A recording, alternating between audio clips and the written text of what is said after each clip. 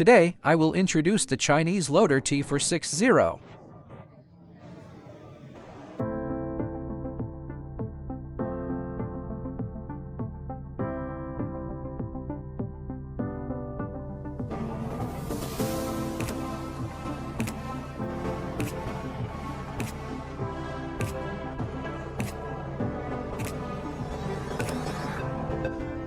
The body color is traffic blue and black. The overall length is.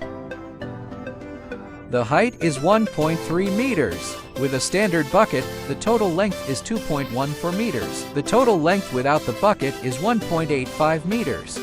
The width of the whole vehicle is 1.05 meters. Bucket width is 1.05 meters. Bucket volume is 0.12 cubic meters. Rated load is 300 kilograms and a maximum load of 400 kilograms. Ground clearance is 18 centimeters.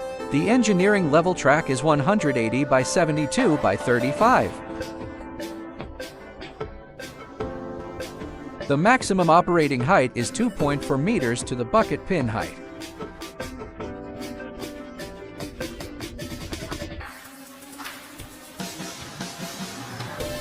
The height of the bucket in the traditional flat position is 1.72 meters.